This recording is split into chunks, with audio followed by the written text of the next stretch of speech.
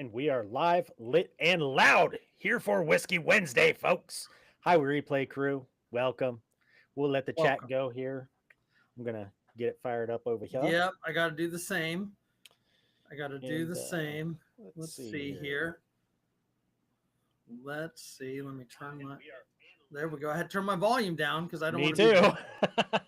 be a jack. I was the There's first to like Randall. Randall's Little Adventures. Pat, welcome, sir. Pat Riot. Randall. Sister Krista. Mainly off we were grid. just talking about you, dude. We were. Let's see who else is. They're all flooding in here. They're all flooding in. Yeah, they are trying to jump in there. Gen X, Gemini, X. welcome. Robert Ham, welcome. Good evening, Sir Bobbert. Let's see who else rolls in. Don't forget to hit that like. Pop in and hit the like. I was the first one to do it because I'm a cheater and I knew this was happening. If you're not cheating, you're not trying. And I will be constantly wiping my brow because ACR here raced home and then thought he. So I actually got home. Here's so who won? You were home. So we'll do what? Who won? You were home. If that's right. Right. Home always wins. Twin Arrows Survival. Twin. Welcome, brother. Welcome. The Green Case Gang. Right. Mainly off grid. How's the road rage this afternoon? So here's the funny thing. So I got out of work kind of like in really good time, like kind of early because I had a little client meeting. I surprised the client by bringing them lunch. That's always a good thing. Who doesn't like lunch, especially when you're not expecting it? And so I get home in fantastic time. And I'm thinking, oh, well, we're going to get this workout in. We're going to get everything all done. I'm going to get all prepared. And then someone, you know what someone did? They did what I call bad American shit and threw stuff on my calendar. No phone calls. Just, hey, with some bullshit calls. And so I did that. That took a minute. And then I kept getting calls after that. And I'm trying to work out. So I got a workout in and I ran through a shower. It was like more like a car wash. You know what I'm saying? And then run over here. And I was telling Metal right before this, like I kind of maybe overdid it on the legs because I'm standing in the shower and I felt like a baby giraffe trying to stand still. My dude's soaping up and he's got Elvis leg. Right, yeah, shaking and like when you do so many like curls, like and you're shampooing your hair, and then they lock and you're going, get your arms back down. So all that to say, though it's Whiskey Wednesday, I am drinking whiskey and spirit. I've got some little Arnold Palmer going on, little tea, lemonade, and I do have my ACR Protect ice cubes in there. So it's kind of like that, you know? Kind of. I got my apple juice, but I also have my hydration juice, the old coconut water. That's a good. I want to ask the group this. What is y'all's take on coconut water? Personally, I love it.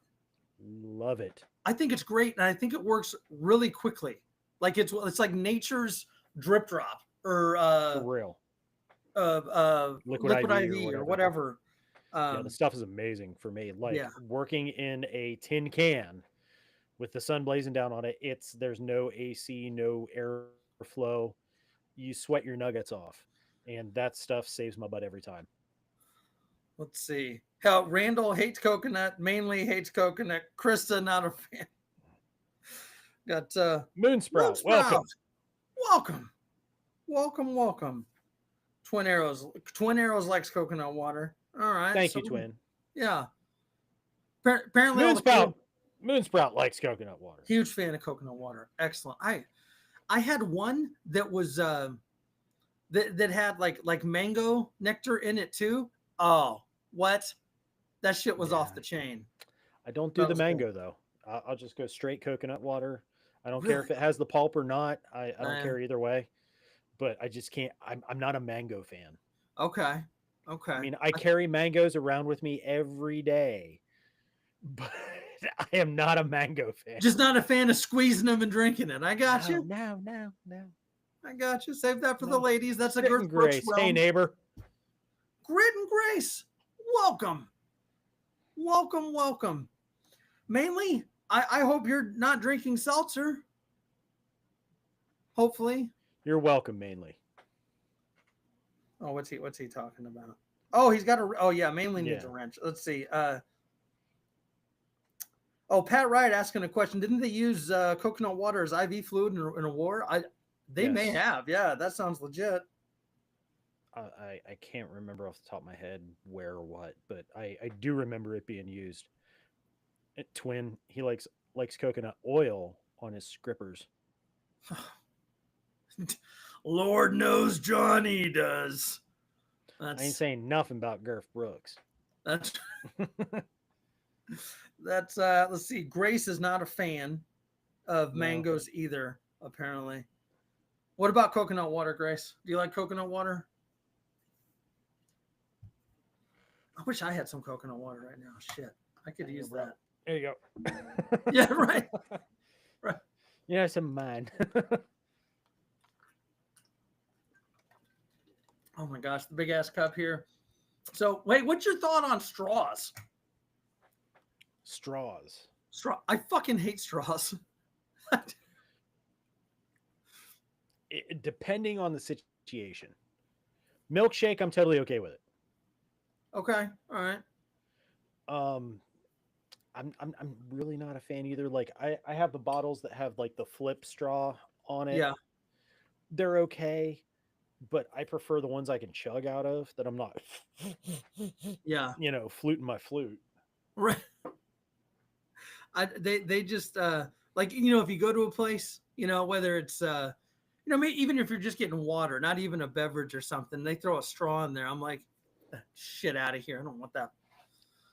It's gonna poke me in the eye. That's what it's gonna do, because I'm not gonna use it. And then it's swimming around and we have like all the tumblers and like all like the Yeti cups and Piper Lou cups and all those kind of things. We have all those metal tumblers with the lids and then the straws and stuff. We have like the long like spoolie type things to like go in there and clean them out and stuff. I don't really use them, but I gotta say, when it comes to straws, my thing is, why is it we had plastic straws wrapped in paper and then they fought so that way they could get paper straws wrapped in plastic? Why? It's like wiping before you poop. It just doesn't make sense. And Grace brought up a good point. You're talking about the reusable straws. They're a bitch to clean. That is exactly it. They give you that little. They give you your little mini gun cleaning kit for your straws. Now, I will say I got a little piece of one here because I was building some stuff the other day. I have a straw here, like a little piece of a straw. I will take these like bigger straws like this that you can get in the fast food joints. Bad dream. Welcome, brother. I will take these straws and I'll kipe a couple, just ying, and take them home. And I use them to make little tinder packs. Mama Bear, welcome. Mama Bear's in. But I'll use them to make like little tinder packs with the Vaseline cotton balls. I'll use them for like water treatment tablets. I'll use them for storing things, cut them off and then pinch them off with like a hot, heat it up and then pinch it with a multi-tool. Yep. I use them like way more like that than than an actual straw. Yeah. Mama Bear came in with all the chatter there. Coconut water is nasty and coconut is delicious. Straws are awesome. Drink my coffee through a straw. And then hello everyone. I was like, Mama Bear, you summed that up. Like that was a beautiful paragraph right there. Straight and to the point. Like straight to the point, issuing backhands like right and left. Just fuck metal, fuck ACR on the goddamn coconut water. Bring me some coconut, cover it in chocolate, and get back to me. And straws are awesome. Yeah, I'm using my straws. That's right. Stop being so fucking sensitive. Oh, such a good crowd in here. It always is, isn't it? Like yes. It's and as we've said, we are now over halfway through the week. Yeah. Tomorrow's Friday Eve. Yeah. Last night was Whiskey Wednesday Eve, and tomorrow's Friday Eve. And when you put it in that perspective, all of a sudden the week isn't so bad. No. And this is coming from a guy that's had a very, very shitty week. So, Me too. hey, Though raise my your hand week's, if you're part of the shitty week club. but in another way, my week was absolutely amazing to start off. It was. It was. Please. 5:54 a.m. 5:54 a.m. My little punky, little Lake and Nicole was born. Cheers. I am so happy about that. She's finally here. Her mom is doing great. She is doing great. Everybody's great. They're fantastic. They're the best. Great people. Love them dearly. Really good people. Beautiful baby. Beautiful little baby girl. Is Bigly? It was a Bigly baby. It was not a bigly baby. My daughter's not very bigly. She's only 5'1". So Only five. DJ, the metalhead mercenary. Archangel, welcome. Sir Archangel. Oh my God, they're flooding in. Nothing but the cool folks. But no, Lakin is doing great, and I get to finally meet her on Saturday. Awesome. And that's my thing. I'm just trying to make it to Saturday. Whiskey Wednesday is getting me to Saturday. Yes.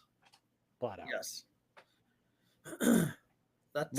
Now we just need one of the daughters, whenever they do have a kid, to actually have a boy and multiple boys, because we need to like beef those numbers up. I can't teach the next generation of badasses if they're all just the little Barbie girls. Well, I mean, you could always get like the little John Wick ballerina going. That is there. very true. I could do the Black Widow ballerina thing.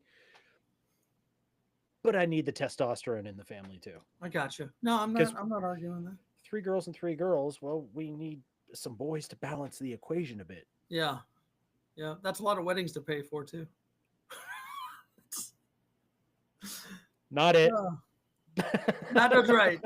Right. Oh my goodness. So I guess, we're about 19 minutes in. Well, no, we're not. We're more like 12 minutes in. Bloodshed. Welcome. Oh, good evening. It's been a minute. Good to see you. Didn't he pop in on your Sunday? I can't recall. I think maybe. I know Bloodshed was on mine briefly, and then he hopped on Twins. I know we had that little rhythm going on. On Sunday, like the back. Thank you all for the congratulations. Thank you all. But absolutely, I guess we should probably get into the topic. I mean, probably start talking about the more important stuff. Yeah. I mean, hey, babies are important too. They are. She is very important. However, she doesn't even know how to use YouTube at this point. She doesn't even know YouTube's a thing. Maybe one day she'll look on there and she'll see pops. But until then, Lord knows if YouTube is around at that time, right? It'll be Jacob 2A. Welcome, sir. Oh, good evening, Jacob. Welcome. So please kick it off. Well, here we are, volume 17. And I really, really wanted to talk about batteries. KP, welcome. KP Heathen, welcome. Talk about batteries and recharging and having those things and the different ways of doing all that stuff with a bunch of different options, because there are some people that are just into preparedness around the home kind of thing. The power goes out, the lights go out. You have your battery operated devices, not that kind, not the Johnny Depp and Garth Brooks kind, but you have your battery operated devices that, for seeing, for doing things, whatever, right? Well, wouldn't get into that. But also there's the Minuteman side of things. Having the batteries to replenish optics and lights and rangefinders and night vision, thermals, all that kind of happy jazz. Radios even. So wanted to get into that kind of stuff. And then towards the end of the Whiskey Wednesday here, I want to jump into another little topic here. And I found it rather interesting that our good friend, Brother Randall, Randall's Little Adventures, had a video out today, and it came out today. Of all videos on all the days, Hive Mind in full effect. As you'll That's a see clue to why. go check out Randall's video after this. Yes, it is. Yeah, you will be impressed. I promise you. It's a 6 minutes of your time, but it is truly a great video. You'll love it. Absolutely. All the good folks. Let's see.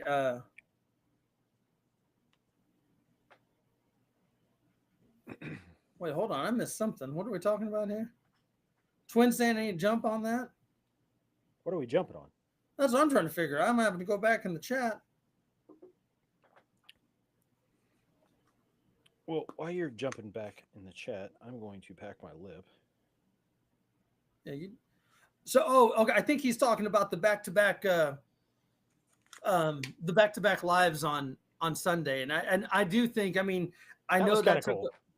it was, and I know Twin and I had a sidebar conversation earlier this week talking about that, where it rolled really well, because I was literally talking to Twin that morning, and he's like, yeah, I'll probably be hopping on here in just a little bit, and I was like, well, I'm up, everyone else is asleep, why don't I do a morning wood?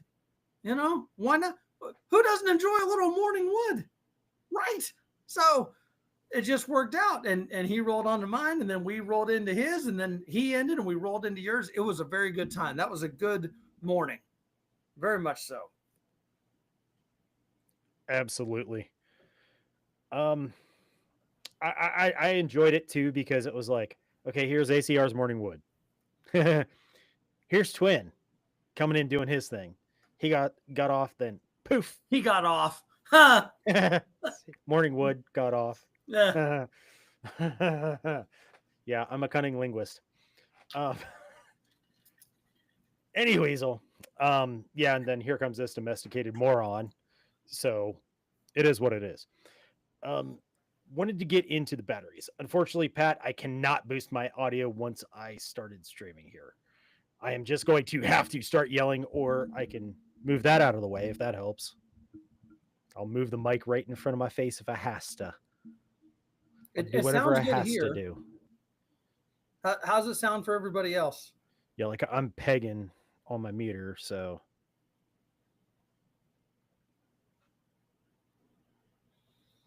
See if anyone throws. I'll do that just so to try and get rid of the pop filter. The dirty pop filter that catches all your spits and everything. Let's see. Oh, what I do? Damn, Amber Alerts, really? Okay. Well, then I'll go with this. Yeah, it sounds good like that. Yeah. Everybody wanting to talk to me. Oh, here, El Dorado and Amador County's public safety. Multiple counties in California that are having a wildfire. No wonder my phone was just sitting over here going apes. Okay, Pat says it's better when you're close. That's strange, because I during the green room, it sounded fine. It sounded like it always did. So apologies, gang. Glory made it in. So, Glory, welcome. Batteries. Talking about the batteries. We all have different devices that carry and use different types of batteries. Double A's, triple A's, 123A, 18650s.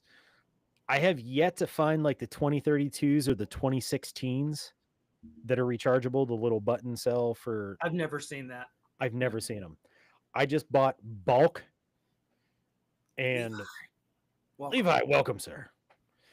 But I just buy them in bulk, and I have like a shit ton of them, and I cut the strips off, and I throw a whole entire strip into a bag. All those different types of batteries we need for our devices. I'm just going to say, like, the Minuteman community. There's a lot of different batteries to be used, as well as like the old Beef Wang radios. Yeah, those batteries. Well, you can get them that they have the Type C recharge, or you have this type of thing here. I always keep it wrapped up. Got the little thing to plug into the side that you go into USB. You can charge from a power pack, or you can charge from like one of the wall warts. Having batteries that you can recharge is very important. So rechargeable batteries are generally the way to go in preparedness. Granted, you can have like your big Costco packs for your daily use kind of stuff, but you can't recharge them. It's a one and done. Yeah. So rechargeable's a must. Flat Agreed. out. Yeah. Flat out. Catch up on the chat. You got anything you want to throw in there about the batteries? No, I think I have crazy hair going right now. First of all, the Justin, welcome. yeah, Justin popped in. I think so. I have a lot of flashlights that are rechargeable. I've got, let's see, I've got a badass Streamlight right here. And this is kind of a weird one. It runs on that weird charging system, but it's a cradle. It works. I've got my little mini EDC lights that are USB-C rechargeable. Um, but for example, I've got a couple my TLR ones, my TLR sevens. So I run regular 123s in there, but I could get the rechargeable 123s for it if I wanted to. So I think maybe for like a get home bag situation, I think regular batteries are kind of the go-to for that. Just because like if it takes me 2 days to get home and my EDC flashlight runs out of batteries and it's dark, I need batteries now. And so that's that. But for long term, it's best to have rechargeable. That's the way I see it. Yeah. I couldn't agree more. Yeah. I couldn't agree more. I mean, pound for pound, what do I use most of my rechargeable batteries in? Flashlights. Legitimately. Yeah. I have the same Streamlight, and I love that thing. It's like the bedside one because it can go on the dock. I can charge it, and if I need it, I just grab it off and I got it. But I also just set it on top of the nightstand when it's fully charged. Yep. When it needs charge, I just slap it on the dock overnight. Take it off in the morning. Don't leave your stuff always on a charger. Yeah. So I keep the same one that you have on my nightstand, and it's for the same reason. It's right there. The nice thing is if you're not using it, it holds the charge. It does just fine. Like, and I check it. I have checks I do. It's probably weekly, if not a little bit more. Then I just take it and tap it, make sure. It also has a battery indicator on it. It's kind of dummy proof. Right. But you're right. Don't just leave stuff on chargers. It's a bad idea. No. No bueno. No. There's when I was doing my research before I purchased my lights, some of my lights, everybody was crapping on O light because they catch on fire, they blow up, blah blah blah. I dug into it, and it was stuff that was connected to a charger that was not disconnected that overheated the battery and caused it to go into meltdown. And let me see here. Pat said it, and I was actually going to get to that. Is making sure whenever you're storing batteries that you're keeping them dry. They have to be dry. I mean, yes, but lithium ion, double bag them things. You don't want lithium mixing with the water and it goes kafoof. So keep your batteries dry, keep your powder dry, keep your batteries dry. Yeah, you have those batteries in your pocket and they get moist, then you have a party in your pants. That's all I'm saying. Not the party you want to go to. And then you'll be the wrong kind of moist. That's right. Yes. And yes. DJ brought up a good point about whenever the gaskets in the flashlights start wearing out, you can take and use plumber's tape on the threads. Another thing that I do, I learned this back in the day, is putting a little bit of Vaseline around that connection where that gasket would be to help keep them so they have that oil to them, so they don't disintegrate and they don't dry rot. Yeah. So I just take the tiniest little bit of Vaseline around those, and it helps to keep it water sealed too. So Works. another pro tip. Becoming dangerous. Becoming dangerous. Welcome. Good evening, sir. Welcome.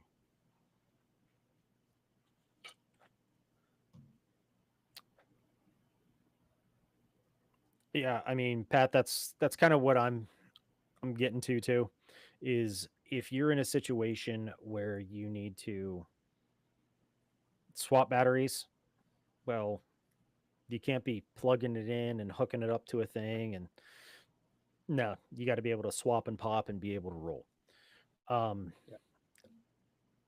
there are different ways of charging these batteries. You get the wall warts, like your cell phone power pack plugs in with the micro USB or Type C or whatever. You have to have some kind of a dock for those batteries to go into. Something like this. I can do everything from a 123AA up to an 18650. Double A's, triple A's, I got them here. It is a micro USB. Now, the cool part about this is I can plug it into a wall wart and charge these up, swap them out, get them all fully charged, away I go. But I can also plug it into something more along the lines like this, one of these little power bank guys,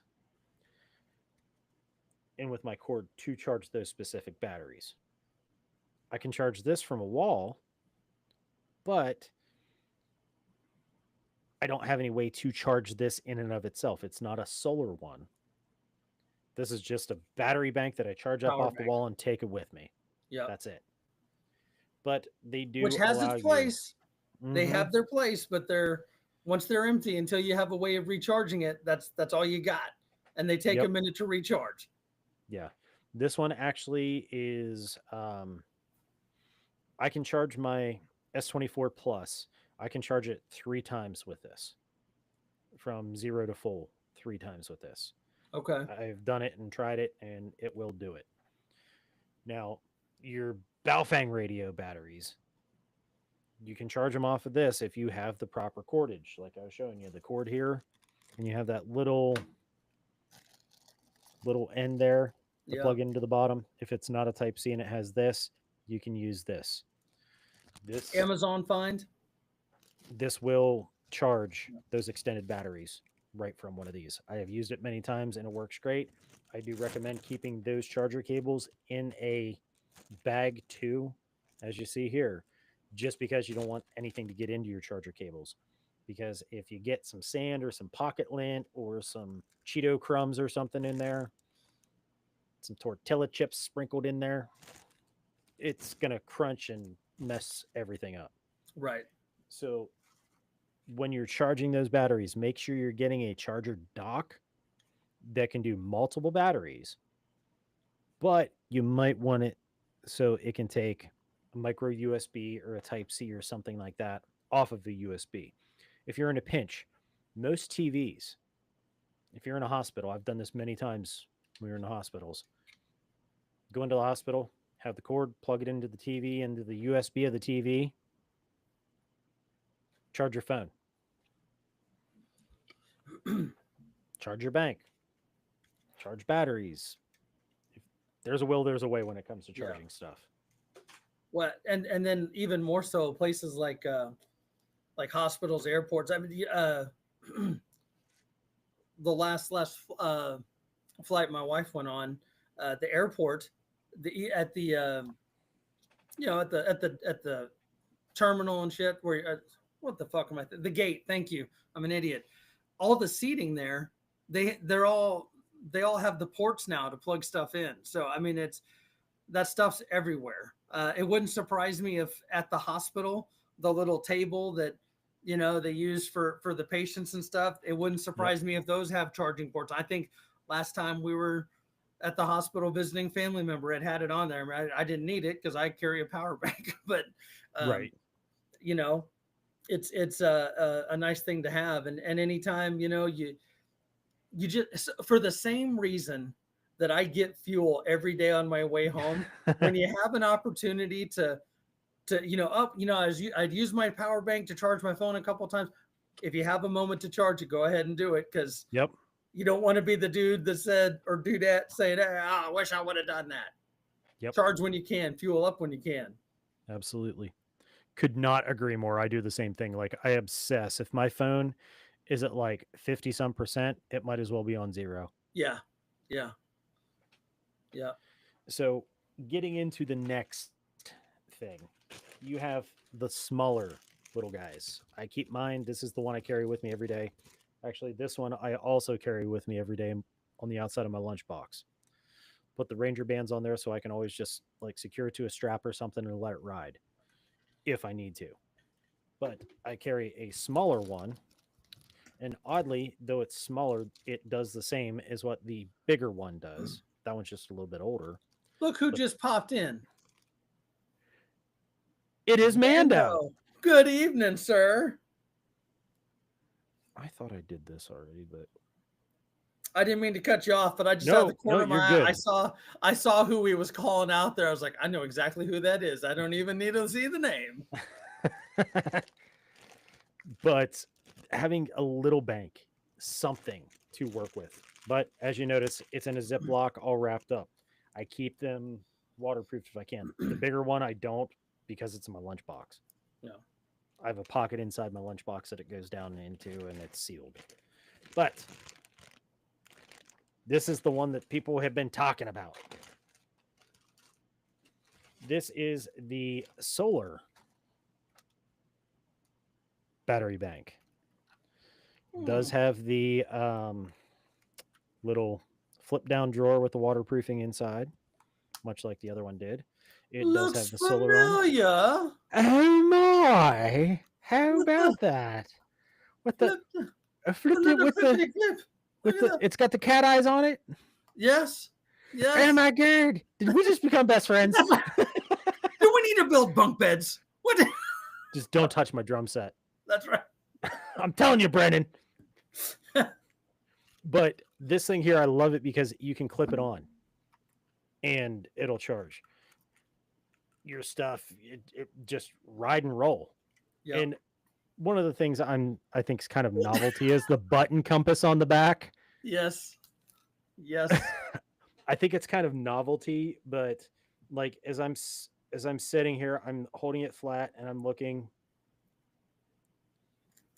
and it's actually pointing north, because I do know north is that direction from where I'm sitting, and it's actually facing north correctly for me. Even though I still think it's novelty, yeah, it will still work. So surprisingly, mine is pointing north as well. Interesting. They're cheap.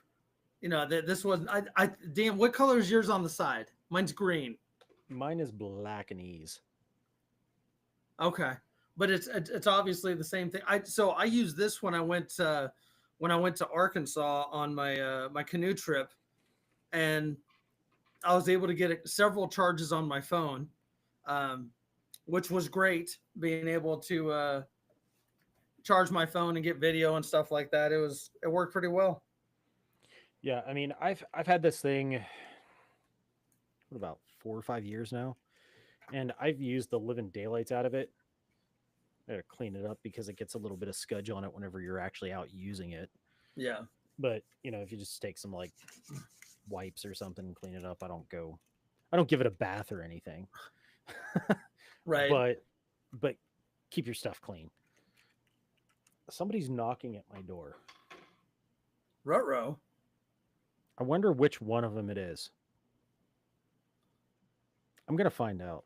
Let's find out, because this could get good. Who's knocking at my door? Time for a drink here. It was a ding dong ditch. I saw a fuzzy ass haul ass around the corner. I wasn't there, I swear. And I did my running earlier. I can't run right now. My legs are killing me. Oh, yeah. My everything's killing me.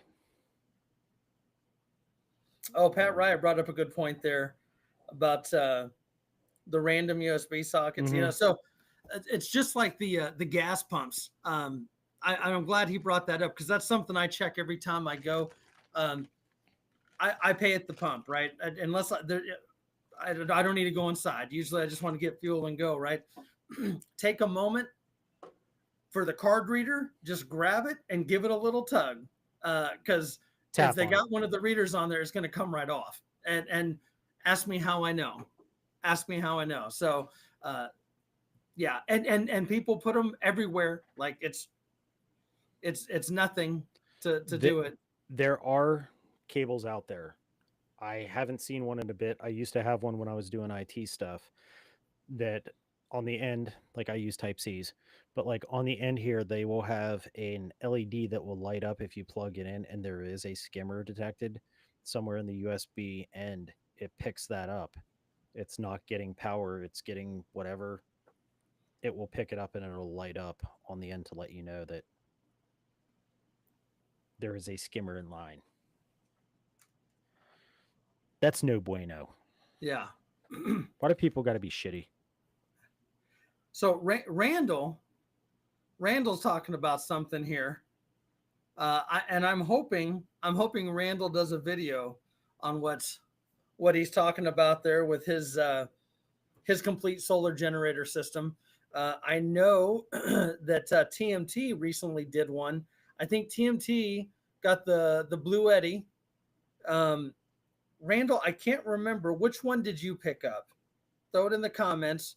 Um, so I'm going to show. I've never done a video on mine. I was telling Metal just before the chat that I've had this probably about 3 years, and it's one of the portable power banks here. This one's by Rock Pals. It's only 300 watts. It probably weighs 10 pounds, something like that. It's not okay. Randall has the Jackery. I think his is quite a bit more powerful than this one. This is even as small as it is. This is not packable.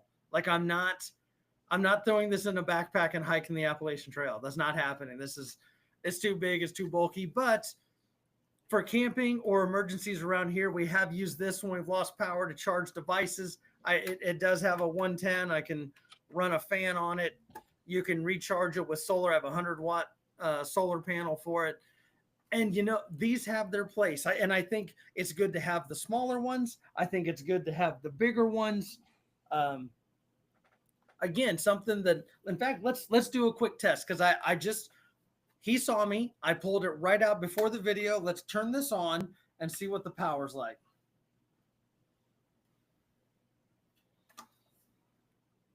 Proof. 100%. And you haven't charged that in how long? I probably haven't touched this in at least a year. At least, like it's just one of those. If we need it, I keep meaning to take it camping. I keep meaning to do a video with it because I was telling Randall I just have a 100-watt solar panel for it, and it takes about 6 hours to charge it. Which isn't bad. No. Again, it's only 300 watts. Are you running your refrigerator in your house? Nope. But you can run a fan. You can charge all your devices. You can a good one that I like it for your power tool batteries. Yes. Charge those with it.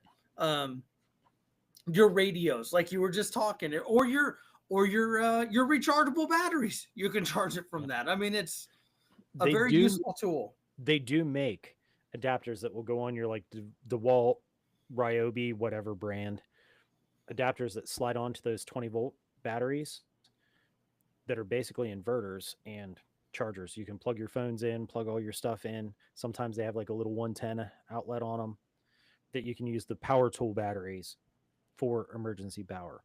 Nice. They make those available too. I'm actually looking at getting one to throw in my DeWalt kit I keep with me in the truck, just so I have an extra one. I have all that kind of stuff and inverter and everything in the truck anyway, but just in case I have to have something away from there and I can't drag the extension cord from the inverter, well, then I have Yeah. that. Yeah.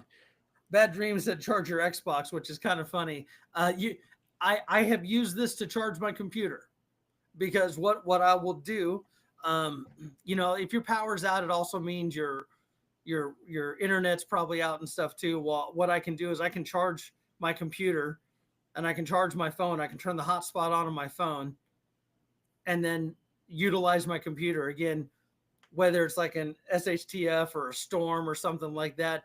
It's another way, another resource of being able to get some communications out, stuff like that. Uh, the thing is being able to to play your Xbox and your TV and everything else. That one won't do it. Those 1,000 watters will though. I don't know for how long. I would be curious.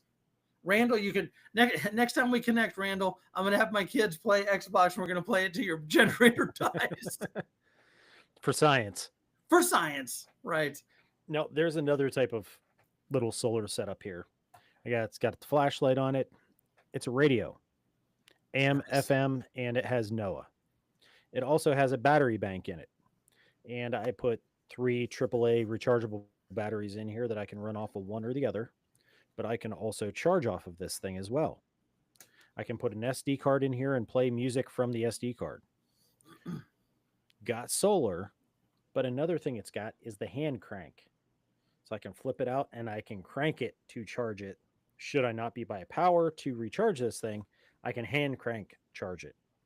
So it's got the Edison hookup on it, which I love. Yeah.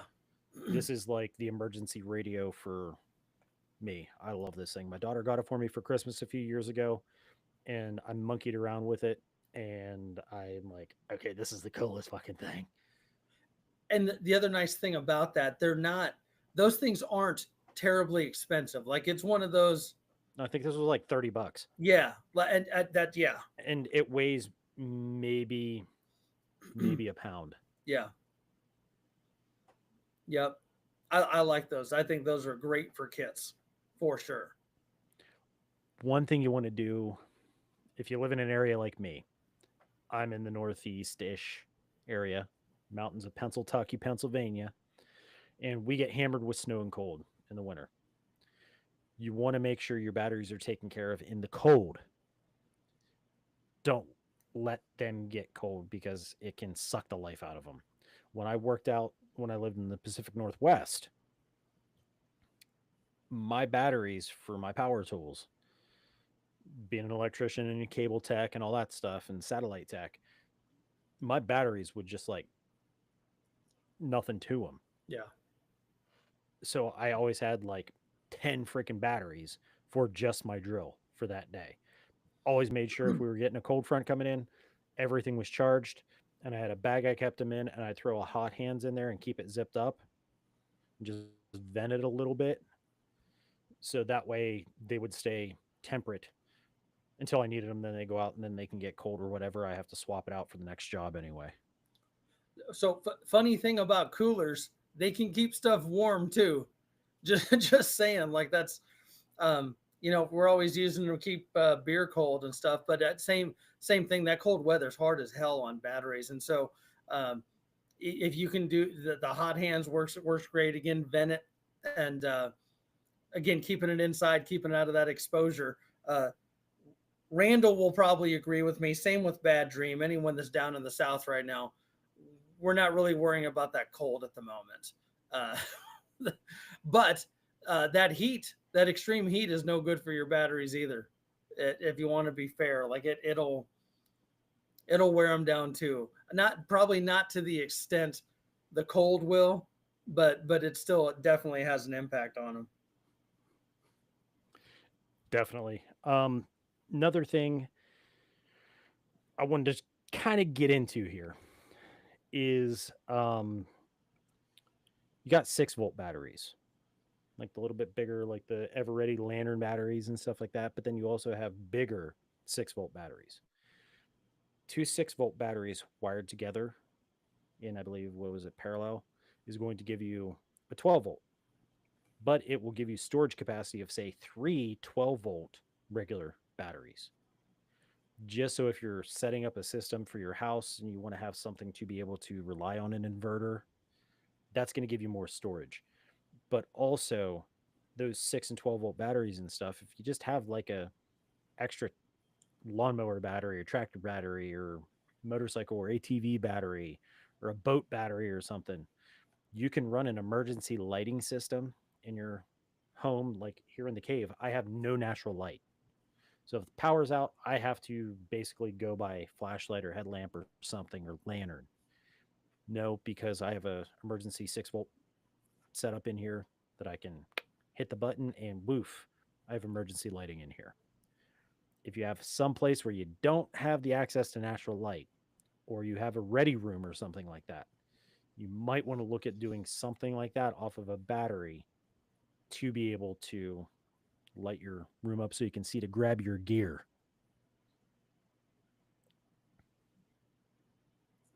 We're missing something in the chat. I'm trying to catch up. They're talking about somebody. Yeah, and Randall's yeah, the Heat'll actually kill your batteries too. Yeah. yeah. Yep.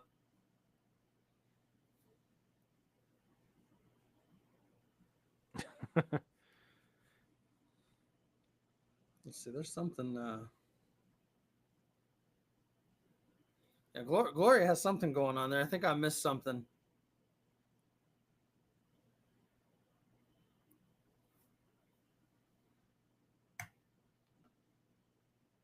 Yeah, Bat phone's going off here. oh well. I don't know. I'm just a dude. Right, right. I'm just a dude. But no, the heat will kill your batteries just the same as cold. Yeah. Keeping them clean. Dusty, dirty environments aren't the best for me either. Any electronics, so keep your stuff clean.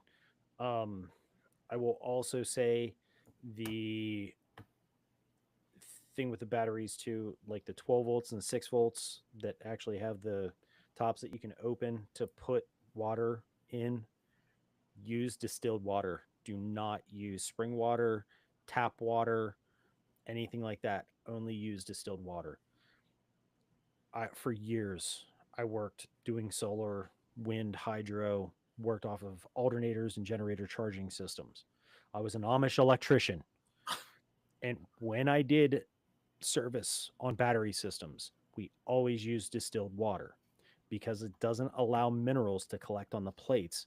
And that will also make your plates swell and short out. And then you're losing storage capacity. Use distilled water only. Where I work, we have very terrible freaking water, tons of iron in the water. But we have watering systems on our electric lifts. So we hook it up to the spigot, turn it on, hook it up to the thing, and it fills the thing, and the little beads spin around. And then when they slow down and stop, you know you're full and you turn it off, right? Our water sucks. It is terrible. I mean, turns everything freaking rust orange. But that's what we have to use in our lifts, and our batteries are absolute just toast. So use distilled water only when you have to water batteries, and don't overfill them. Yeah. Don't overfill them. Oh my gosh, I'm sorry. This is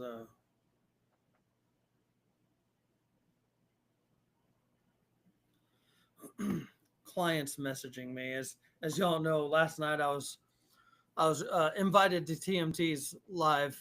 He had reached out to me the day before, and I was excited to go on there. And I don't even know if I made it 30 minutes before the bat phone was going off and giving me the blues last night. Like I get a text from him later on after like he had already handled whatever and stuff, and he's like, "These motherfuckers." it's always something. This is a client trying to work something out here. It's all right. She can wait. It's not that big of an emergency. Right.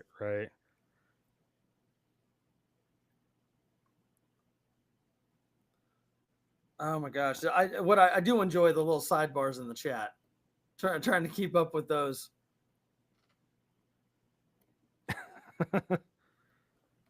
Oh boy.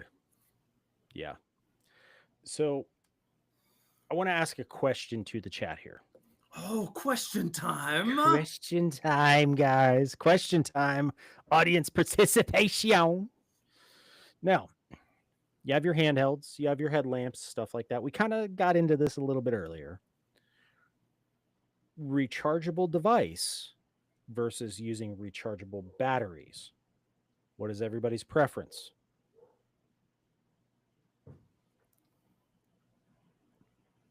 That's a I good do question.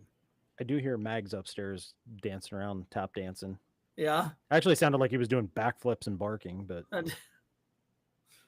I haven't had Stella come in yet. I got Harry hanging out with me. He's chilling. Oh, I probably need to get the boys to feed them. That might help. They'll have late supper. Hold on here.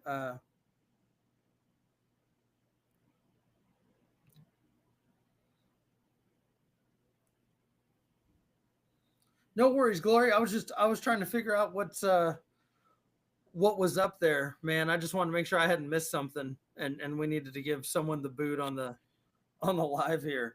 okay, so Mando and Mainly are saying rechargeable device. Randall is saying batteries. DJ is also saying batteries. Bad Dream says batteries. Yeah.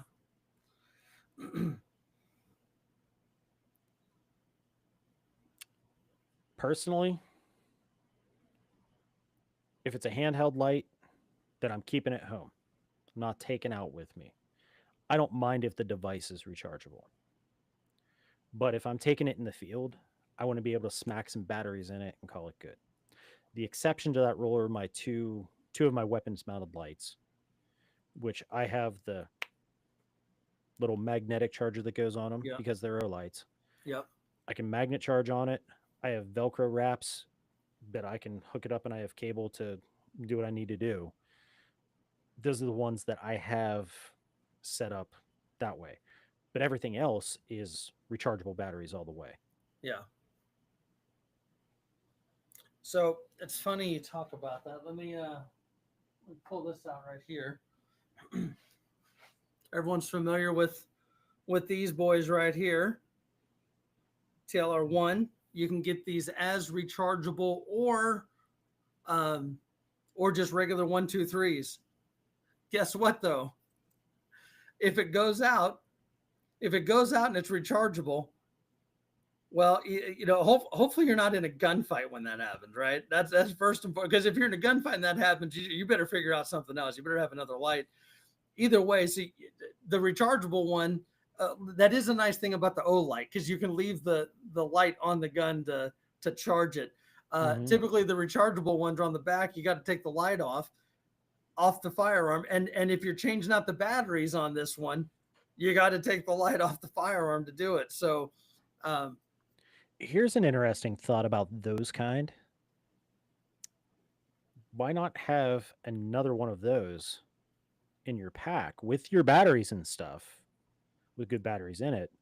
So that way, if it does go down, you can grab that second light, 2 is 1, 1 is none, swap it onto your platform, toss the spent one into your bag so you can charge it later, and just keep rolling. Yeah. Because you can witness mark your stuff if you need to. Yeah. Some folks do. Some don't. But have your witness marks, whatever, pop that off there real quick, throw it in a thing, take it out, put the new one on, clip, clip, clip, good to go. Yep. That is an expensive option though. It is. It is. That gives you a $300 setup right there for two lights. But yep. Hey. But some lights you'll spend $300 for one. Oh, look who decided. We were talking about him TMT. earlier. TMT. Good Welcome, evening, my dude. sir. Good evening. Throw that back up there. Let's get TMT's opinion. Ask that same question. See what TMT.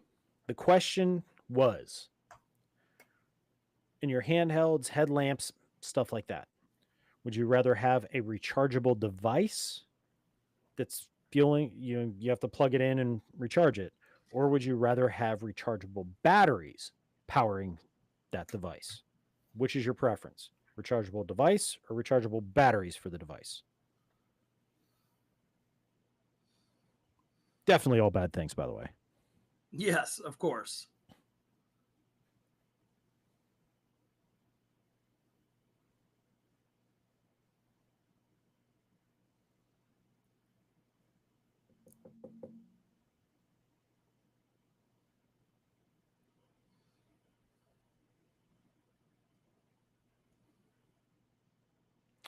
Robert, is that rechargeable batteries or rechargeable device? TMT, if it makes you feel better, I'm literally here dealing with more shit tonight, like I was with you last night.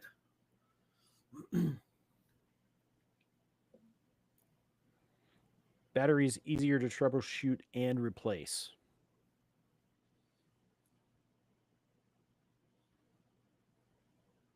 Okay. I'm a battery guy. I'd said before I'm a rechargeable battery guy. I do have some devices that are rechargeable. Um, but you know, sometimes it's what you get on a deal, and other times it's what you get on a deal. Deals and hookups are key. Indeed, Facts. Facts. total facts.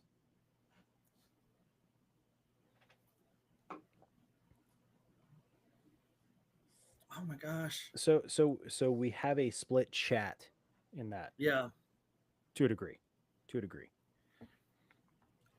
Like I've said before, if it's a headlamp, my headlamps, I don't really turn them on that often. I really don't.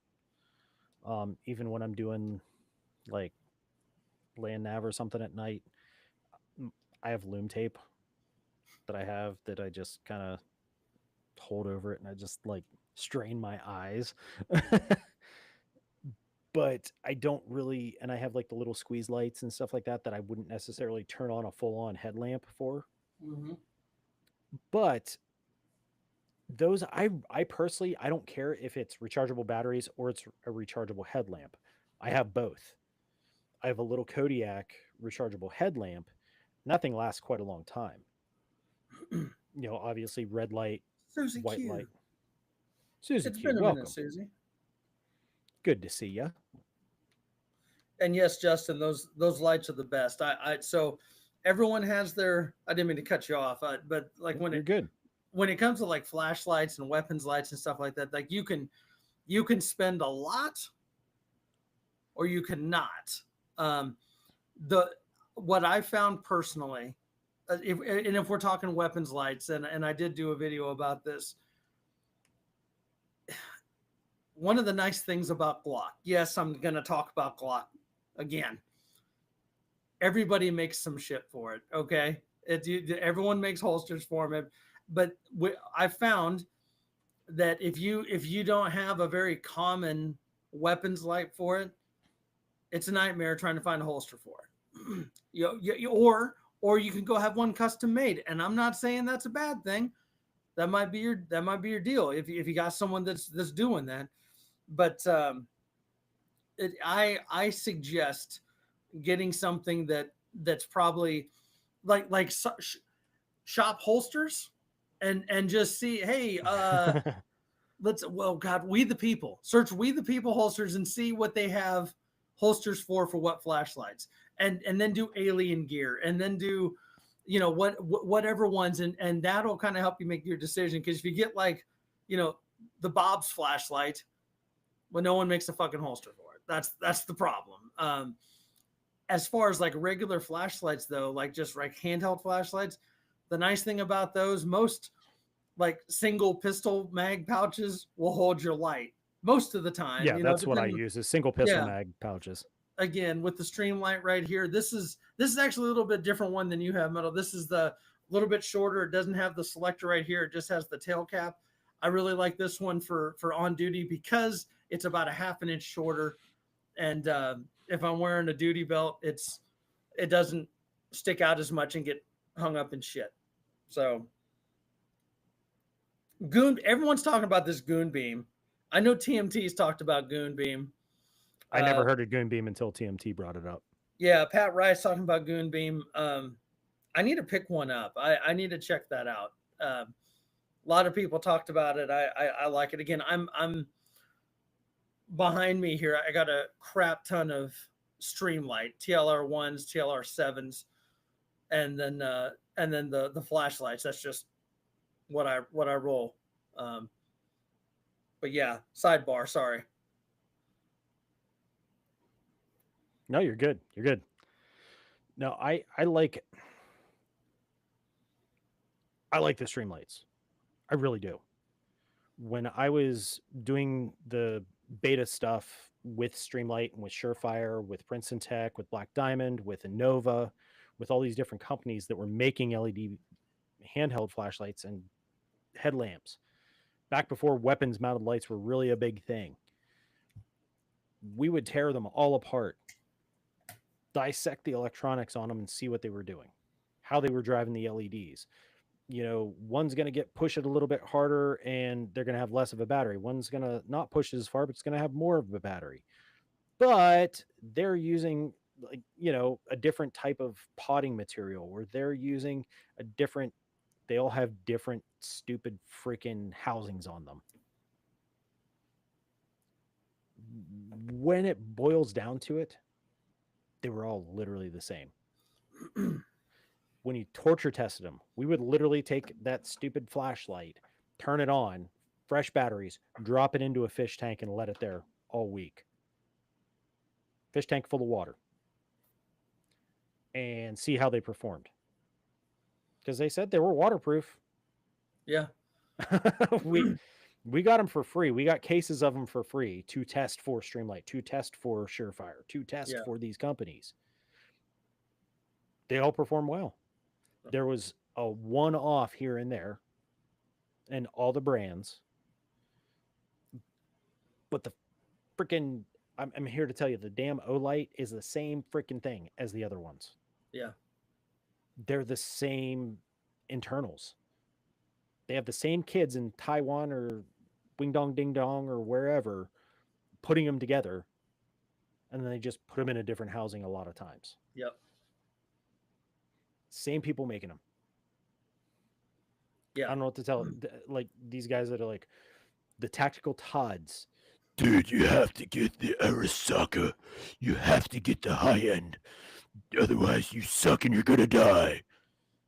No. Yeah. Don't listen to Tactical Todd. The toddler does not know what he's talking about. Yeah. So a lot of folks talking here. We got, when we're talking lights and weapons lights, we got Surefire, Streamlight, O-Light, Goon Beam, all good. And it's really, I think a lot of it has to do with personal preference. Surefire claims to be the top end, and I've had Surefire. I had it when I was in the service. Didn't have a problem with it. But here's my thing. Like I'm also a dad. I'm also a husband.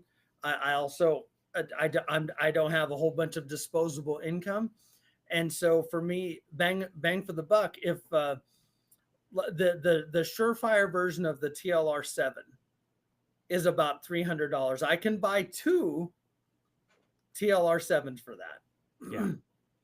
And so for the same reasons we were talking earlier, now I can throw one on my G19 and my G45, and now I can run the same holster for them both. And then, but it's all in what you like. It's all in what you like, and I'm not knocking any of them. No, and if you're at a position in life where you have to duct tape a freaking Ever-Ready C-cell flashlight to the front of your rifle to be able to see what you're shooting at, you got to do what you got to do. I'm not going to crap on it. Yeah. Well, and so something else, and it's funny we mentioned this because y'all ever heard of this guy, that Black Scout Survival channel? Mm-hmm. He did this little light. This is through night. It's a through night weapon light. Um, it's not bad. It's like a simple on off. That's it. There's no strobe. There's no nothing. And we were talking holsters now.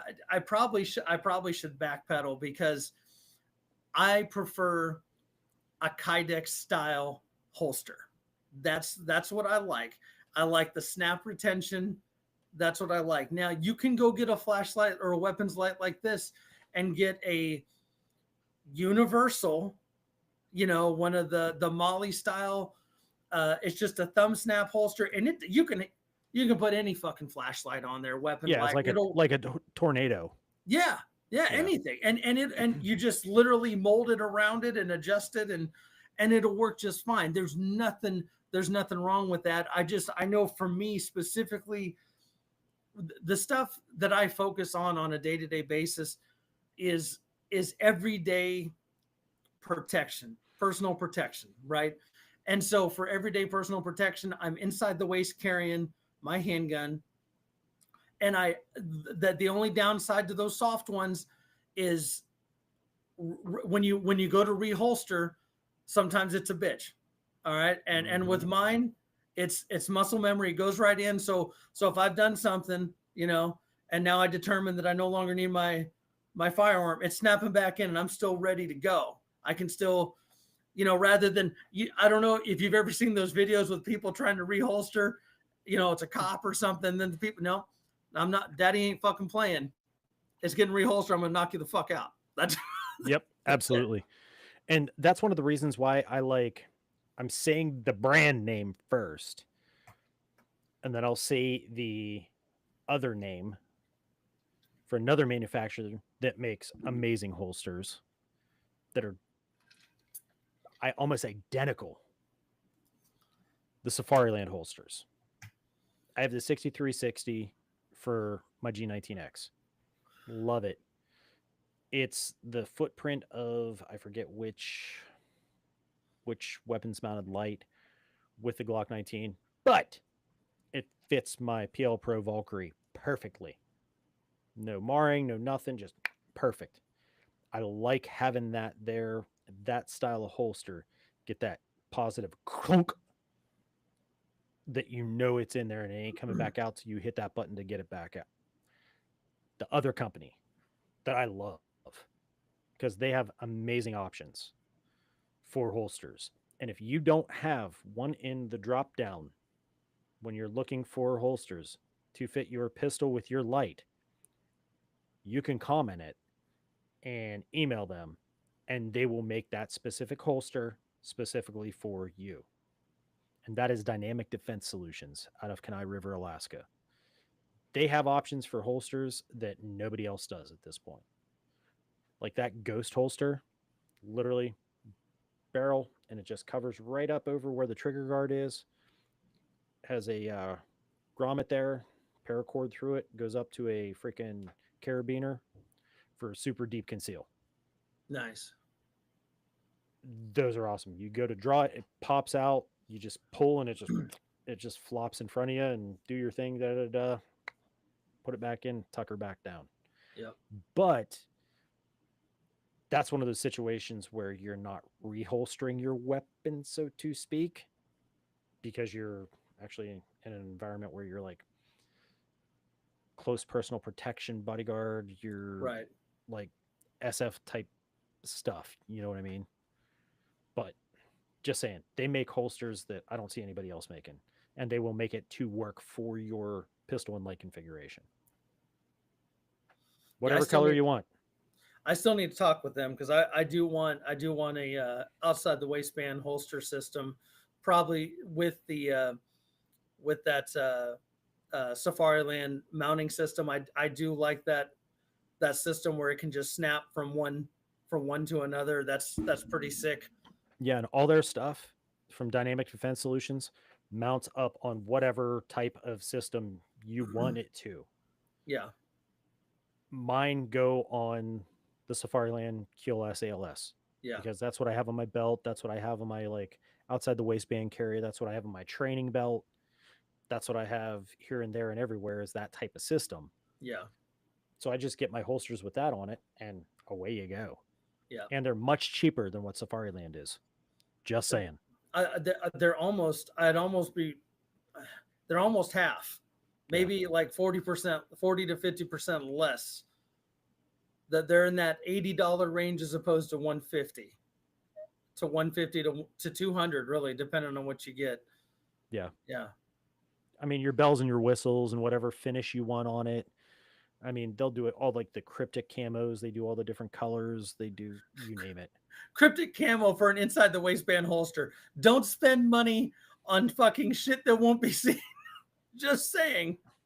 I like to get different color ones to match my underwear of the day. Right. Yeah. That'd be some dumb shit that Johnny Depp would do. Don't do that. It can be just, yeah. Oh, black, tan, brown, whatever. It all works. No one's gonna see it. Just saying. Just saying. That's me being a dick. Just me being a dickhead. Hating. All those holster companies, like, someone needs to tell him to shut the fuck up. That was $10 more we could have gotten for cryptic camo. 10, 15. Yeah. Yeah. I was lowballing there. Yeah. There for a while, if you wanted something in multicam, it was like $15 more. Oh, yeah. It was your firstborn child. Yeah. That's crazy. Hot pink. Hot pink. I'm sure you could rock that hot pink there, TMT. TMT. I heard hot pink goes really well with those Cayman Jack drinks you have, brother. TMT, what is your opinion on coconut water? Oh, yes.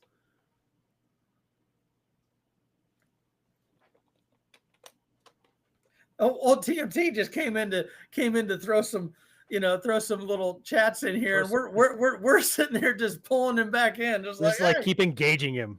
Right. He's trying to lure. We're not allowing it. No lurking with TMT. We got to keep him engaged. No, and those of you out there just watching the live and not getting down in there and commenting, get in there and do so. Announce yourself. Yes. Casual. Yeah, don't hide. Coconut water is a superfood. It's for men. Yes, it is. All right. Oh, I guess we'll keep him in the chat. We'll keep him in the chat. That dirty Hawaiian woman's taint. Really, Mando? Wait. I don't think you really know what that tastes like. Oh. Savage, welcome, sir. Sadly, I do. I mean, John might. Savage, good evening, sir. Welcome. We're talking about like a hydration fluid, and he's talking about freaking going down on Moana. Right. And that's creepy because she's don't be. She's grown now. Is she? Yeah, in the second movie, she's like grown. Okay. All right. Just got to be careful. Don't want that to be what shuts us down. Shuts us down.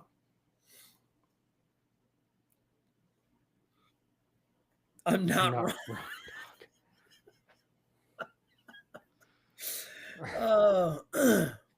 He's not wrong, but he's not right either. No, yeah. He's not right either. That's right. He's in the we right. Still love you.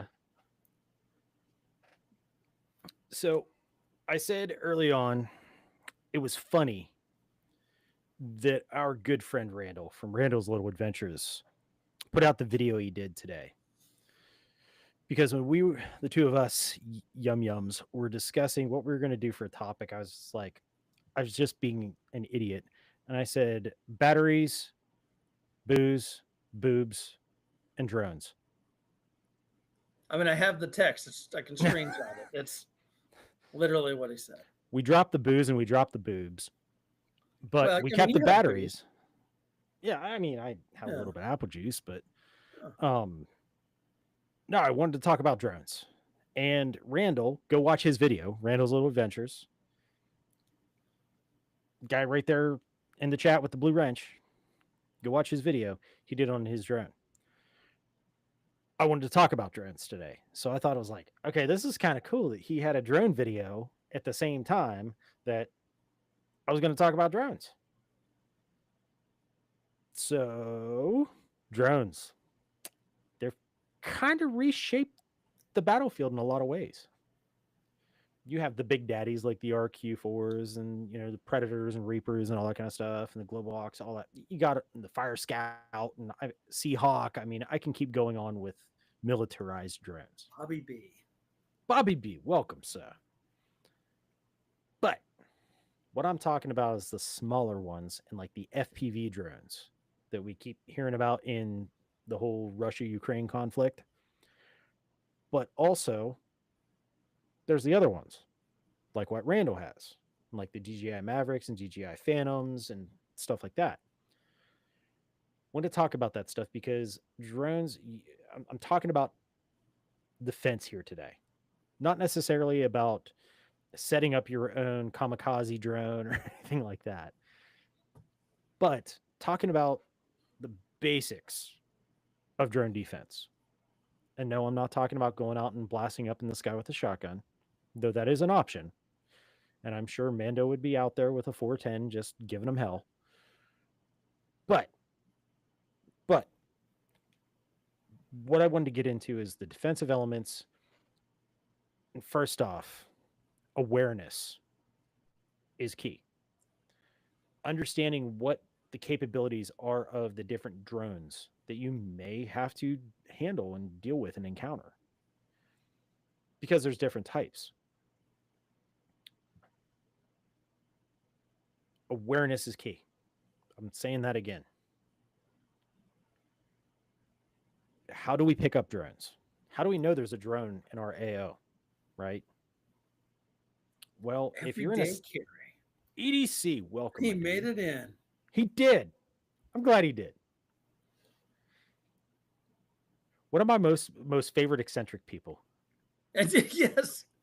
If you have not gone and checked out one of Everyday Carry's live, you need to. They're a hoot. They're so much fun. Check out his videos and shorts too. They're awesome too. But his lives are a blast. Absolutely. Literally. But talking about the drones here, if you're in a static position, right? You're trying to defend Fort Living Room. Okay. Fort Living Room. Or what? It's my command center. I'm sorry. My wife is a sergeant major, wifey, commander of Fort Living Room. Okay. Right. And she has that shit on lock. She has the knife handiest knife hand. Ohio Patriot, welcome, sir. Ohio Patriot, welcome. But if you're in a static location, like a fob or Fort Living Room or a camp or something like that, or you have a place set up, or you have a vehicle like a party bus, Ninja Turtle wagon, and you have it parked out somewhere that you can just be static and monitoring, the tiny SA, tiny spectrum analyzer, it can be used. The same thing that you would be using for signals intelligence, reading the radio waves and all that stuff. You can use that tiny SA to read the frequencies for drones. But you have to know what you're looking at. You have to do a lot of homework. And like I said, it's just a static position. You're not moving around with that thing. And you basically have to dedicate someone to monitoring that alone. Because you got to pay attention to it. Because otherwise, oh, I missed it because I was too busy over here grabbing a coffee. You got to always have eyes on those things. Yep. So one of the tools that we use, I've talked about it here. I think it was in Mad Shad's live the other night, and we were talking about different stuff. I said about how understanding signals intelligence is going to be very important in the future. Understanding this drone stuff is going to be very important in the future as well. That spectrum analyzer, the tiny SA, it can do a lot for you for signals intelligence as well as drone detection if you're static. I can't repeat that enough. If you're static and dedicated to monitoring it. They do make drone detectors. Now, these things, little handheld unit, got the antenna on it and stuff. You can turn the volume down, have it on vibrate, stick it in a pouch, and you'll feel it vibrate. You know something's coming. You can pull it out, look at it real quick, and see what's what. But the drone detectors are passive. They're going to be able to pick it up wherever it's coming from at any given time and alert you to it. The cool part about those is you don't have to be watching it. It will let you know something's in the area. But if you're looking at the screen, it will tell you what type it is. Some of them will actually even tell you what direction it's coming from because they can pick up on that signal and they can see how strong that signal is coming to you. Got anything to add, man? No, you're hitting the nail on the head with all that. I think it's just, it's an area where a lot of us have room for improvement on that, and it's the drones are both offensive and defensive, right? So like if you have a drone and you can do, if you can do a property patrol with a drone, shoot that thing up 200 feet in the air and do a 360 and check stuff. I mean, how much of a resource do you save by doing that, right? Offensively, I'm getting ready to go into someone else's AO, and I don't want to put boots on the ground into that yet. Let me go see what I'm going up against, right? You put the drone up and you send it in because you know what? Hey, I'd rather have a drone shot than a bro shot, right? You know what I'm saying? So, right. But yeah, being able to understand that and figure it out again. So if you have the detection and you can tell, hey, I need my team to hunker down, stay where you're at. You're on your patrol. We got inbound drone coming from this direction. Your team can hunker down, get into a hide, stand by, wait for it to go, and no one knows the difference. Then no one knows that you're monitoring for drones, right? So I think that's a positive thing too. Absolutely. And with the monitoring, once you know you're dealing with something like that, you have different types of drones, and you're going to have to deal with them a little bit differently. If let me dial back here a second. He said about throwing up a drone to check out something. Better to get a drone shot than a bro shot, right? So, if we're going to be here, I am looking at that actual map instead of just following a GPS. Here I'm looking at the paper map and it's showing me that we should be coming to a clearing here about 100 and some yards up. We're going to be coming to a clearing. Maybe we should find a little bit of an opening off to the side, send up the drone to scout that clearing to make sure that it's not an open danger area. Or if you're coming to an LDA, linear danger area, like a road or a logging road or a trail or something, you can scout that with your drone. And then it's safe to proceed, or no, we got so many shitheads up the way, or somebody's lying in wait. So you have that element. Now, the different types of drones that you may be dealing with. Yeah, the FPV, first person view wireless drones. Okay. The range on those is reduced. So once they get further out, they only have so much of a range that they can go away from the control.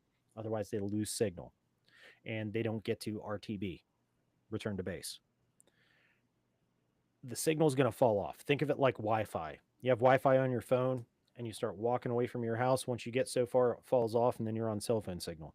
Same thing happens with those drones. They can no longer communicate with their host, so then they fall off. There are the fiber controlled guide-by-wire drones. Now, fiber drones can go out further, but those guys are dealt with by using your terrain to get away from them, to combat them. Your heavy brush, like your dense vegetation, your little drips and draws and creek beds and all that kind of stuff, and varying heights of terrain, that's going to help you to elude fiber drones. If you get into that thick veg and all that stuff and the heavy brush, thick pines, they're not going to be able to get into it because that fiber is going to get caught up and snap. It's very, very brittle. If you can get it to do a loop-de-loop around something, it's going to snag itself. Kind of like the cartoons, the dog starts chasing the cat and starts chasing him around the tree, and then the cat takes off and the dog Same kind of thing. Now, like what Robert said, the FPV drones, if you're getting around high tension power lines, it does give off a frequency that it will mess with the transceivers in those drones. And the guide by wires, the fiber ones, it does not, because it's relying on a light source for control. But if you can interrupt that light source, there you go. Now, that being said, if we have to deal with a drone detector goes off, we're all standing there, okay, yeah, we're dealing with this type of drone. It's going to be a, just say it's a regular radio signal FPV. What do we need to do? Those of you military guys, you understand what the old FOP was: react to flare. Remember react to flare? Why they'd send up flares so the machine gunners could see what they were mowing at? Well, we react to flare, we disperse. Dispersal is going to be the same. React to flare, react to drone. It's going to end up being the same. Spread out, looking like they say 3 to 5 meters, depending. I say 5 to 7, just to be safe. Kind of like the whole hand grenade thing. I say 5 to 7, just because I don't want to go, you know, me and somebody being too close and we're both getting whacked. Right. No, there's a lot of people, a lot of people in the chat, all pro drone. You know, lots of comments on, you know, definitely a good tool to have for the prepared person. You know, the prepper, the Minuteman, whatever you want to call it. I think it is a good tool. Bad Dream was so. Bad Dream was saying his goes out 12 miles, and I was just asking him what the flight time was on that. That is that's pretty sick. That's something. Because Randall said the same thing, saying, "God, I thought I was doing good with two 2 miles." Right. Yeah, 100% drone. So I actually have a smaller one that I need to get a battery for. I was actually talking with Randall earlier today about that. Just because I kind of like night vision. Having some is better than none. Having a drone is better than not having a drone. Everyday carry threw out something about the shotgun netting, the 12 gauge netting to take drones down, which if it's low enough, but like Randall was saying, if you're 400 feet up, your 12 gauge, it ain't touching it. Like it's got to be, you got to think of it like bird hunting, and TMT will probably chime in on this. I know he's a Midwest guy. He's gone duck hunting and pheasant hunting and stuff like that. You've only got a certain distance that you're able to take that duck down, take that drone down. And it's not, you know, if you've piloted that drone that low, you're an idiot. You've screwed up. If you put it within range to, because that means it can also be seen with a rifle. And if it's, rifle is going to give you a hell of a lot more distance to take something down, and you get the right person behind the right rifle, it's coming down. Before he lost his YouTube channel, Krisky went out and he was testing those shotgun rounds with drones, and he found out they were absolute crap. They weren't like dispersing right. One of them kind of caught one, but it kind of didn't, and it was still flying, carrying the netting. I mean, yeah, they weren't really doing as advertised. Kind of gimmicky is what we're finding out here. Yeah. I mean, you're at a range, and if those things are cooking at like 100 and some mile an hour, like some of these race ones are going, good luck shooting them. So, and here's my thing. So, because if you're using the netting per se to take it down, you're taking it down because you want to access the SIM card, right? Because you're doing counterintelligence, right? Who I'll just use a regular fucking 12 gauge and use 4-shot birdshot. I'll just take the fucking thing down. And guess what? The housing's probably going to protect from birdshot the SIM card, and then I'll still get the SIM card because that's really what I want. I want to know what you saw. Mm-hmm. That's just it.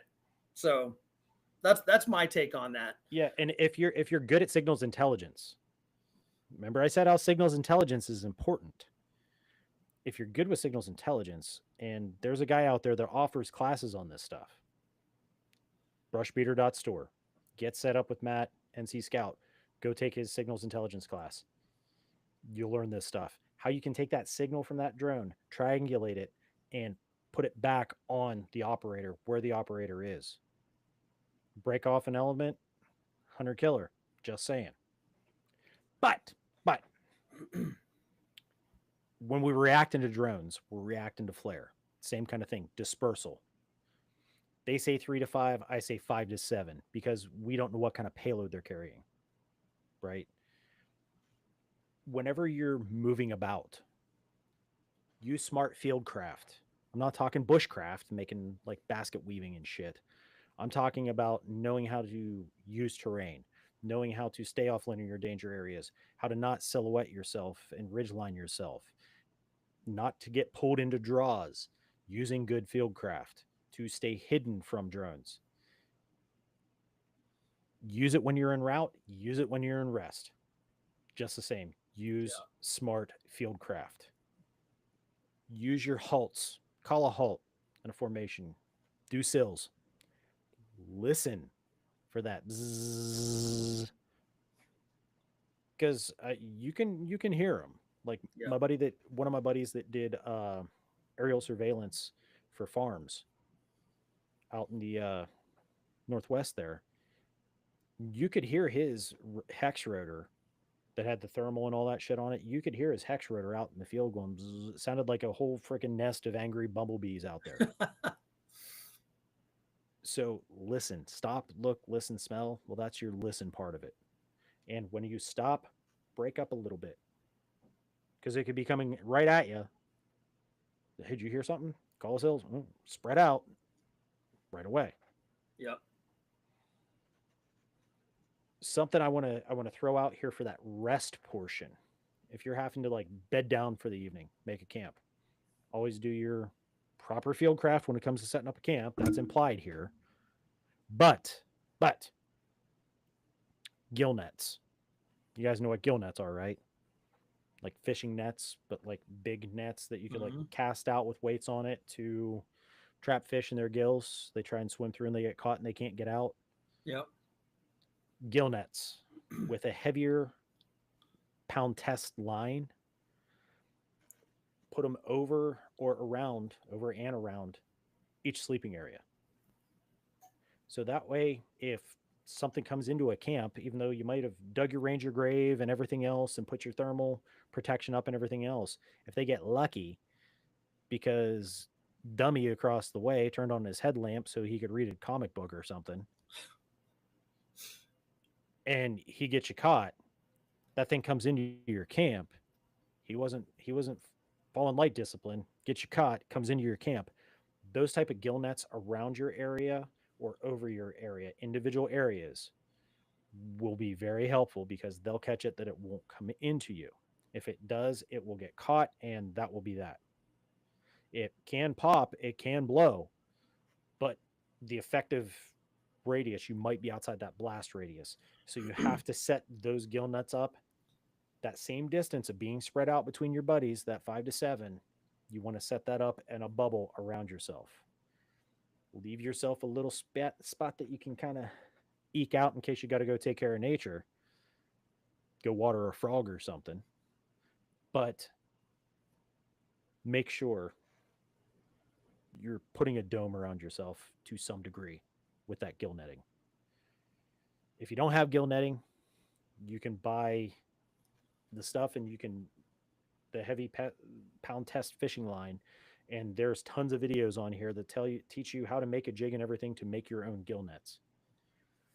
What I recommend is taking something and creating a spine on one side that you weave through and attach in, and then you can just roll it up.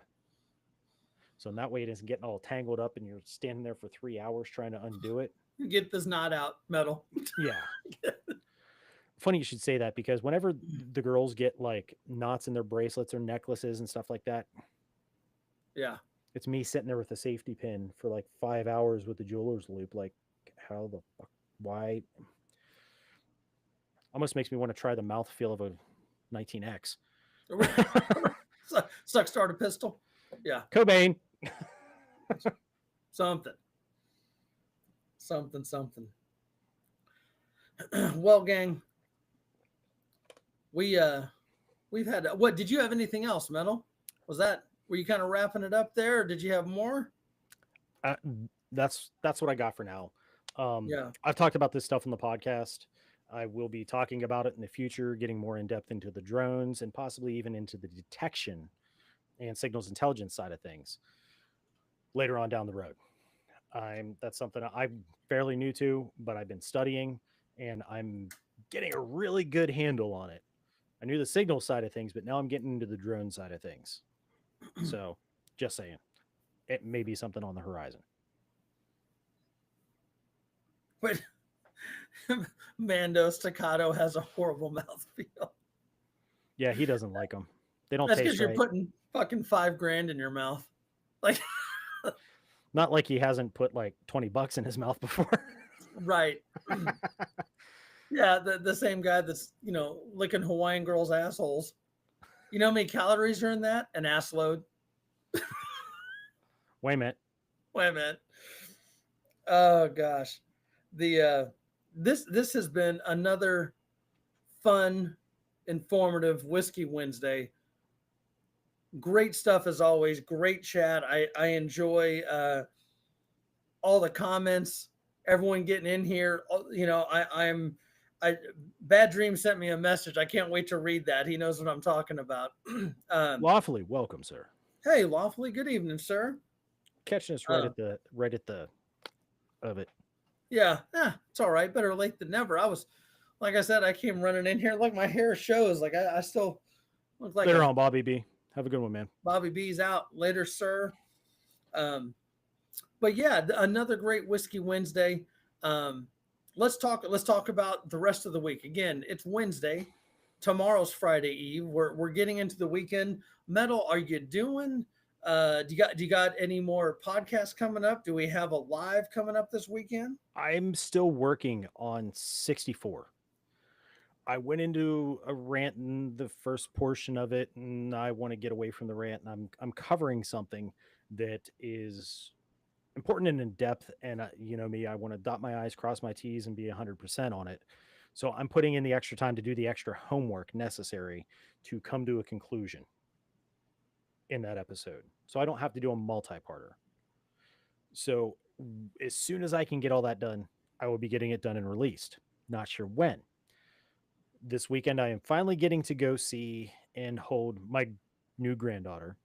So I don't know what the weekend entails for me just yet. But if I can, I will do a BSS on Sunday. Excellent. And for you, good sir.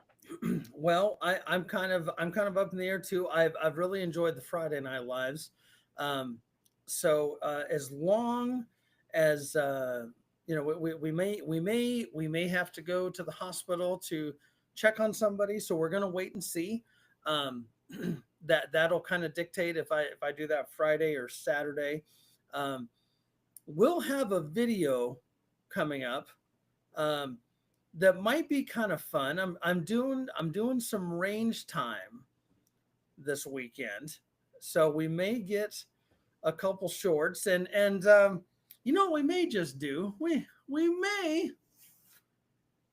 have some fun and shoot and test some level 3 armor, some soft armor, with some different rounds and put that on video. That it's always good to see. Cool. Yeah, something kind of different. The sad part is whenever I shot armor, I never freaking recorded it. I know. Yeah. Like, monkey shoot plate. Well, Wait a minute. I should have recorded that. Right. Well, yeah, all the content. So back when I was in the service, I was at this range in Virginia, and they got the MP5s in, right, and as a, for some specialized units, and they told one of my buddies told me, he's like, hey man, we got some MP5Ks in. You want to shoot it? I'm like, yeah, I fucking do.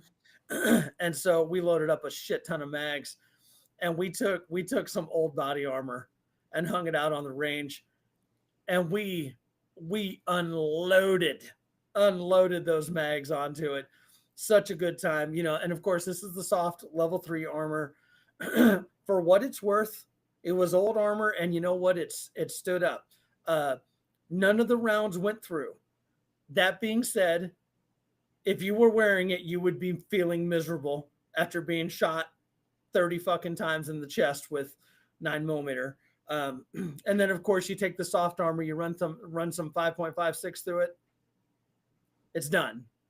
It goes inside and out the other, like a hot knife through butter. But for pistol ammo, they do work. I'm a big fan of soft. I'm a big fan of wearing anything you can. I mean, shit.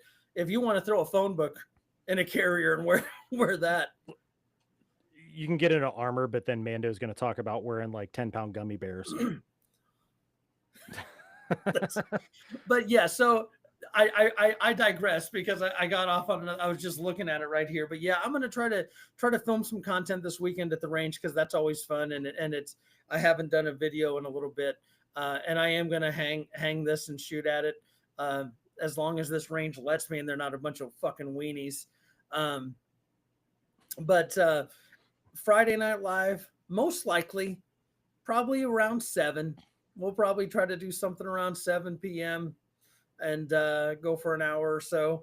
And not to get anyone too overly excited here, myself and Metal are also talking about doing a Friday Night Live in the future, maybe bringing on a very special Friday Night Live. Yep, and having some fun, having some cocktails and having a good time. So we are creeping up on 2 hours. I know you have an early morning. I definitely have an early morning. Just so everyone knows, I shouldn't be with HR tomorrow. I was with them 2 days this week already. Yeah, and I'm still towing the line at work, so yeah, gotta love it's funny. You have people there, but yet you're still the only guy. Huh? Yeah. These shoulders, you don't even want to know what they carry. All the you load? Talk about the weight of my plate carrier and my ruck. No. Yeah. We aren't talking pounds here. We're talking tons. Yeah. So before we close out, I do want to throw a couple shout outs here. We talked about it earlier. Randall's Little Adventures. If you haven't checked out his channel, go check it out. If you haven't seen his drone video that he posted today, go check it out. Bad Dream recently started posting stuff. You need to get on Bad Dream's channel. Go check out him. Show him some love. Old Glory. I know he does more than raccoons, but god damn it, the fucking raccoon. Guppy Ghillie Suit, welcome. Oh, good evening. Mainly off grid, everyday carry, horsepower coffee, lawfully armed, TMT. Grit and Grace, my neighbor. Grit and Grace, yep. She was in here earlier. I'm not sure she popped out. I know she kind of hops around in between them. Jacob Two-Way. There's another fun Gen X. Gen X Gemini, yep. Twin Arrows. Big Bearded Warrior. Big Bearded Warrior, who's not here tonight. I did talk with him today, though. He's doing DJ well. the Metalhead Mercenary. Yes. Sending me crazy ass fucking memes all the goddamn time. Right. Love you, man. Covert Breakout. Yeah. Covert Breakout. Pat Riot. Real Outdoor Living, welcome. Oh, excellent. I'm trying to get back to the beginning here, make sure I didn't miss any channels. I think we got them all. And if you're not doing so, follow this guy over here, ACR Protect. And that guy over there. Yeah. Check them out. It's good times. Yeah. We do some things. I Am Bloodshed also has a channel too. Yep. Yes. Go check that out. Yep. So KP Heathen, Does he have a channel KP too? Heathen has a channel. Awesome. Um, also Real TD Outdoor Living. Knives. TD Knives. Yeah, he wasn't in tonight. He has a channel. Real Outdoor Living. Do you have a channel? I'm assuming so. Just kind of based on the name, it sounds like you have a channel. Oh yeah. Venturing to guess. Oh yeah, definitely. Definitely a good channel. Yep. Go check. You know, I've mentioned it on Mainly's Live. I've talked about it on mine. There are so many great content creators out there. You just never. It's a mixed bag. It really is. You go to some of these channels and then it becomes you're going into more rabbit holes into other channels and you're finding all kinds of different stuff. Um, it's it just, you'd be surprised at what you find out there and what catches your fancy. And here's the other thing: it doesn't cost a goddamn fucking thing to sub to somebody. No, it really doesn't. Or to hit a like button, or to share it, or anything else. Like, and when you do, make sure you click on that bell and you go to all for notifications. Yes. Rather than just what the bare bones that the overlords give you. Yeah. Because then you'll never know when anybody does anything like this. Because if it's you bad do enough all, YouTube, then you get it all. Unless, of course, YouTube turns it off, because they do that shit all the time too. I don't know how many times YouTube's unsubbed me from somebody or something else. So, so we got a family channel, Building Cabins. Converted school bus. I will be checking that out. I've always wanted to do a schoolie. That sounds badass. I don't know where the fuck I'd park it, but I want one. So, ladies and gentlemen, and anybody get the reference of the t-shirt tonight?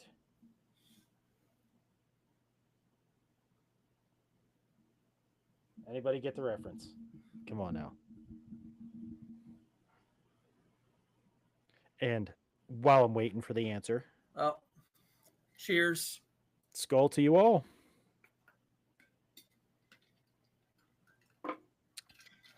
Delicious apple juice. Delicious apple juice. Did we mention Everyday Carry? I want to say we mentioned Everyday Carry. We did. We talked about him earlier. You got to check out his channel. Always fun there. Legend of Zelda. Legend of Zelda. Okay. Rather than the sword, he gives the wooden sword or whatever. He's giving you a. So I was definitely thinking Nintendo, and I was like,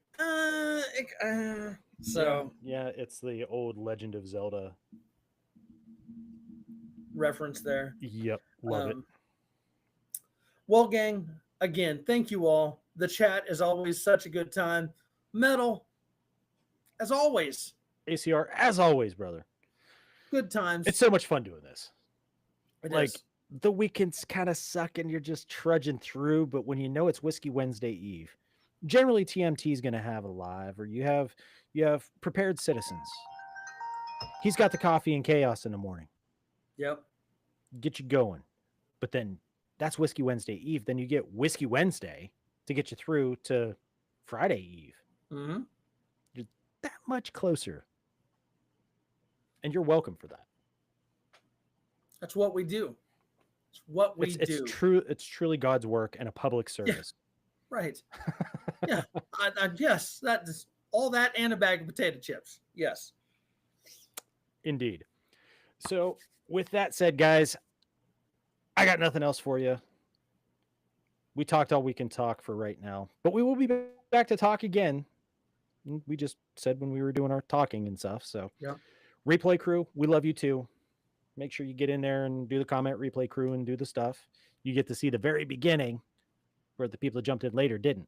So you get your little special stuff there too. We won't say what it is ever. No. You got to go find out for yourself. Yeah. Mm-hmm.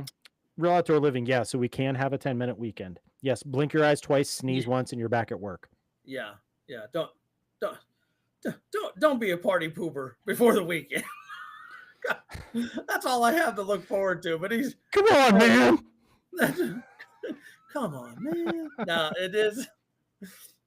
It's yeah. Sorry, I got people blowing me up as you heard my phone, because apparently my watch and phone don't talk. I have my phone on silent, but my watch is not. So awesome. That's I get why to return I wear analog. Yeah. Ladies and gents, boys and girls, currents and replays, happy Wednesday. look forward to seeing you next Wednesday with maybe Volume a bag 18. full, 18, a bag full of surprises. You don't know who or what is going to come on to Whiskey Wednesday. That's why you got to tune in. Exactly. So, guys, until then or the next time, metal out. We'll see y'all. Take care.